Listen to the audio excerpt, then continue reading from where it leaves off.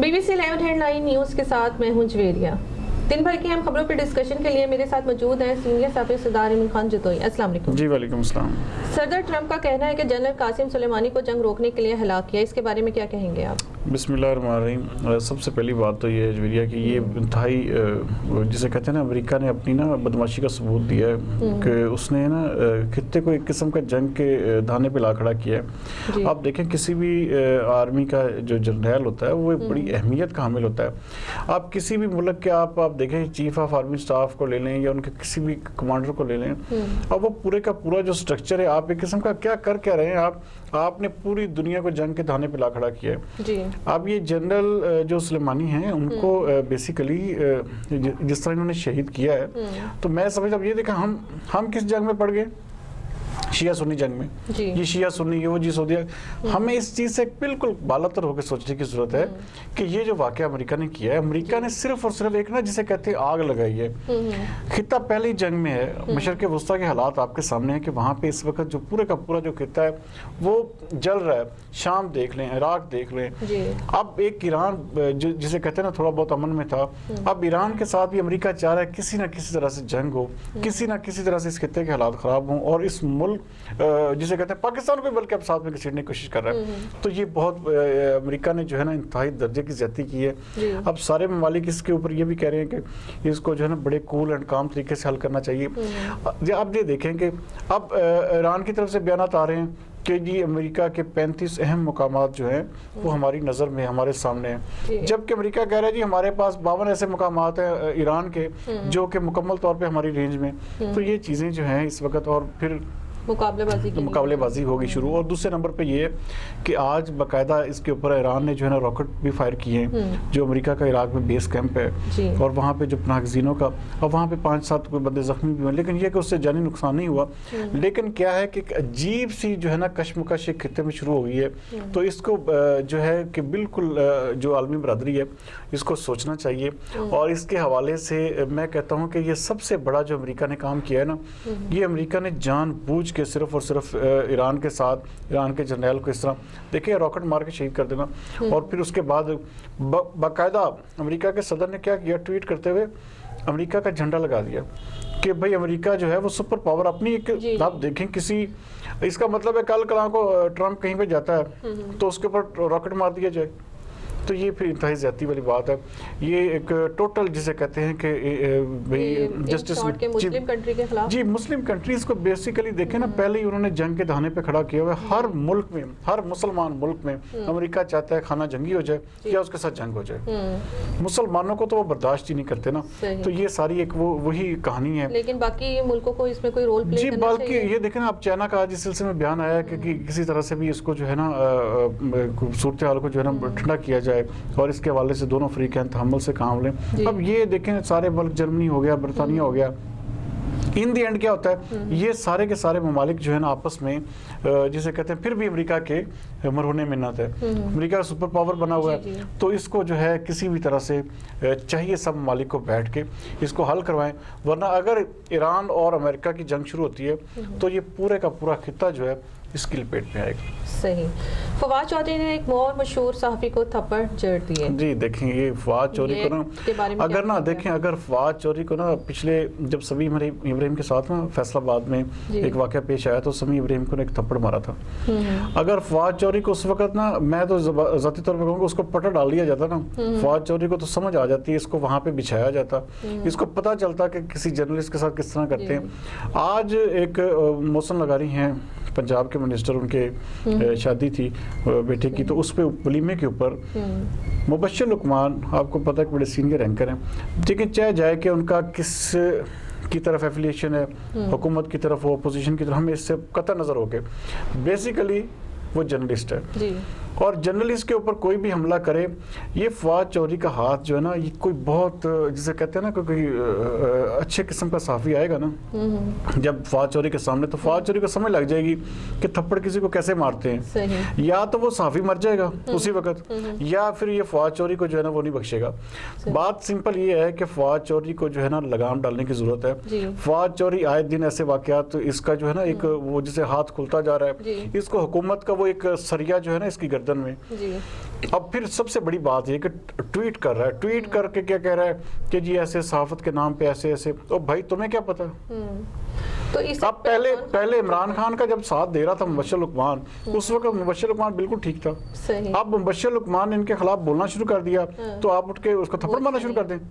یہ ان لوگوں سے برداشت نہیں ہو رہا، یہ صحافت کے اوپر حملہ ہے. میں ذاتی طور پہ میں تو اسی لیے یہ لفظ یوز کیا ہے، حالانکہ ایسا کہنا نہیں چاہیے، لیکن اس کو جب تک حکومت نے پٹا نہ ڈالا تو یہ ایسے حرکات و سکنات، یہ جو موصوف فواد چودھری ہے نا، یہ کرتا رہے گا. اور اس کے اوپر جو ہے صحافتی کمیونٹی کو بالکل یکجان ہونا چاہیے. آج اگر اس نے اس پہ تھپڑ مارے نا مبشر لقمان کو، کل کو کسی اور کو مارے گا. 2 واقعات ہو چکے ہیں اور مومن آدمی جو ہے نا ایک سراغ سے بار بار ڈسا نہیں جاتا. تو صحافتی کمیونٹی کو اس وقت جو ہے مکمل طور پہ سوچ بچار کرنی چاہیے کہ اس جیسے ناسور کو، اس جیسے گھٹیا وزیر کو کس طرح لگام ڈالنی ہے، کس طرح پٹا ڈالنا ہے. خاص طور پہ صحافتی کمیونٹی میں اصل میں ایکا نہیں ہے. اس سلسلے میں کہوں گا کہ صحافیوں کو ایک جان ہو کے جہاں پہ بھی یہ بندہ ہو اس کا بائیکاٹ کریں. اس جیسے شخص کے اوپر کسی بھی قسم کا نہ کوئی پروگرام ہو، نہ اس کی نیوز چلے، نہ اس کو کسی قسم کا کوئی پروجیکشن، کوئی کوریج نہ دی جائے تب تک جب تک یہ شخص معافی نہ مانگے. اس کا ہاتھ کھلتا جا رہا ہے. اگر صحافی برادری آپس میں اکٹھی نہ ہوئی تو اس جیسے گھٹیا آدمی کو جو ہے نا یہ پروجیکشن ملتی رہے گی اور بہت غیر اخلاقی ان کی حرکتیں. جی بالکل. دیکھیں آپ کسی کے اوپر آپ مخالفت کریں، آپ کسی سے اختلاف رائے کر سکتے ہیں، آپ کسی کے اوپر دیکھیں خلاف بول سکتے ہیں. وہ بات اگر آپ کو کوئی شکایت، آپ عدالت میں جائیں، آپ اس کے اوپر کیس کریں کہ جی انہوں نے جھوٹی بات کہی. اس کے اوپر آپ کے پاس سارے معاملات آپ کے پاس پڑے ہیں، آپ ذاتی طور پہ اٹیک کر رہے ہیں اور کوئی کسی قسم کا کوئی قدر نہیں ہے، کوئی اس کو پوچھنے والا نہیں ہے. یہ کیسا عجیب سا ایک، میں کہتا ہوں کہ جی کوئی نوٹس لینے والا نہیں ہے. اسی لیے اس کی جو زبان ہے، اس کے جو ہاتھ ہیں وہ کنٹرول سے باہر ہوتے جا رہے ہیں. جی بالکل. اور یہ اس کو کوئی اچھا کوئی بندے کا پتر صحافی اس کو ٹکر گیا نا تو اس کو فواد چودھری کو سمجھ ضرور لگے گی کہ کیسے صحافیوں کے ساتھ اس طرح زیادتی کرتے ہیں. صحیح. ترجمان پاک فوج کا کہنا ہے کہ خطے کا امن خراب کرنے والی کسی عمل کا حصہ نہیں بنیں گے. جی بالکل. دیکھیں پاکستان نے نا بیسیکلی جویریہ بہت سفر کیا ہے پچھلے، آپ دیکھ لیں 2 ڈیکیڈز جو 20 سال ہیں. جب مشرف کے دور میں جب امریکہ نے افغانستان پہ حملہ کیا، افغانستان کو ایک قسم کا پاکستان کو انہوں نے بیس بنا لیا. پاکستان نہ چاہتے ہوئے بھی اس جنگ میں ان کا اتحادی بنا اور پورے طریقے سے امریکہ نے یوز کیا. امریکہ بیسیکلی استعمال کرتا ہے، اس کے بعد ٹیشو کی طرح جو ہے نا پھینک دیتا ہے. اب بھی اس کا کسی بھی طرح سے یہ مطمع نظر ہے کہ کسی نہ کسی طرح سے پاکستان کو انوالو. آج دیکھیں کہ جو ایلس ویلز ہے اس نے کہا جی پاکستان کے تربیتی جو پروگرام ہے ہم اس کو بحال کر رہے ہیں. اوپر سے مائک پومپیو جو ہے وہ وزیر خارجہ ان کا وہ فون کر رہا ہے اور چیف آف آرمی صاحب سے باتیں کر رہے ہیں، وزیر خارجہ سے باتیں کر رہے ہیں. تو ان کا مقصد ہے کہ پاکستان کسی بھی طرح سے ہماری سائڈ لے. لیکن آج جیسے کہ ہمارے جو وزیر خارجہ ہیں شاہ محمود قریشی، انہوں نے باقاعدہ فون کر کے ایران کے وزیر خارجہ سے کنڈولنس بھی کی ہے، اس کے حوالے سے بات بھی کی ہے. اور پاک آرمی چیف کے جو پاک آرمی کے جو ترجمان ہیں میجر جنرل آصف غفور، ان کا بیان اسی سے کڑی ہے کہ ہم کسی بھی صورت میں اس کو پاکستان کو اب خانہ جنگی یا پاکستان کو کسی بھی ملک کے خلاف استعمال نہیں ہونے دیں گے. کوئی چاہے امریکہ ہے چاہے کوئی آئے، جو ہمارا ویژن بالکل کلیئر ہے کہ ہم کسی پرائی جنگ کا ہم حصہ نہیں بنیں گے. تو یہ بہت اچھی بات ہے اور اب عوام کو بھی اس حوالے سے سمجھ آ جانی چاہیے کہ کسی بھی صورت میں اپنی پاک آرمی کو کوئی بھی کرٹیسائز نہ کریں، کیونکہ یہ ادارہ ہے تو ہم ہیں، ہماری ایک مضبوطی ہے اور ہم اسی کی وجہ سے آج ہے نا ایک مضبوط قوم کے طور پر پوری دنیا میں مشہور ہے. لیکن اگر آپ اس کو جسے کہتے ہیں اپنی پاک فوج پہ کرٹیسائز کریں گے، اپنی فوج پہ تنقید کرتے رہیں گے تو یہ چیزیں جو ہیں کسی بھی ملک کے لیے یہ نقصان دہ ہوتی ہیں. تو پاک آرمی کا یہ بیان جو انتہائی خوش آئند ہے اور امید ہے اس سے انشاءاللہ تعالی ہمارے جو خطے کے حالات ہیں اس میں کافی حد تک تبدیلی بھی ہوگی. صحیح. فردوس عاشق حماد نے کہا ہے کہ اپوزیشن ملک کے مفاد کے معاملات پر سیاست نہیں کریں گے. جی بالکل. اس میں دیکھیں سب سے بڑی بات یہ جویریہ کہ اپوزیشن جو ہے نا وہ کوئی بھی موقع وہ جانے دیتے ہی نہیں ہیں. وہ ان کی یہ خواہش ہوتی ہے کہ کچھ لے کچھ دے کی بنیاد پہ بات چلائی جائے، جس طرح کے پہلے سارے سلسلے چلتے. لیکن اب کیونکہ اصل میں اب دیکھیں آرمی ایکٹ کا جو معاملہ ہے اس وقت قومی اسمبلی میں زیر بحث، آج دوسری دفعہ دوبارہ بل جو ہے وہ دفاعی کمیٹی میں چلا گیا. تو اگر وہ دیکھیں کرنا ہے تو اس کو جو ہے وہ کرنا چاہیے، اگر نہیں کرنا تو وہ ایک قسم کا وہ پھر بانگ دہل اعلان نہیں کرنے چاہیے تھے. تو ایک عجیب سی کھچڑی پکڑی ہے. اس سلسلے میں یہ فردوس عاشق خوان کی بالکل بات واضح ہے کہ جو اس طرح کے قومی معاملات ہوتے ہیں اس کے اوپر جو ہے کم از کم جو ہے نا اپوزیشن کو اپوزیشن کو نا اس میں کوئی اپنی مفاد کی سیاست نہیں کرنی چاہیے. صحیح. وزیر اعظم عمران خان نے کہا ہے ننکانہ صاحب قابل مذمت واقعہ بھارت میں منورٹی سے مختلف ہے. جی بالکل وہاں دیکھیں نا بھارت میں جو منورٹیز کے ساتھ سلوک ہوتا ہے نا وہ تو کوئی ذی شعور انسان دیکھ بھی نہیں سکتا. اور سب سے بڑی بات یہ ہے کہ وہاں پہ تو آپ لوگوں کو جسے کہتے ہیں ذبح کر دیا جاتا ہے. اب یہاں پہ ایک واقعہ پیش آیا کہ ایک سکھ لڑکی ہے اس نے اپنی پسند کی جا کے ایک مسلمان لڑکے سے شادی کی اور مسلمان اس نے اسلام کا مذہب اختیار کیا.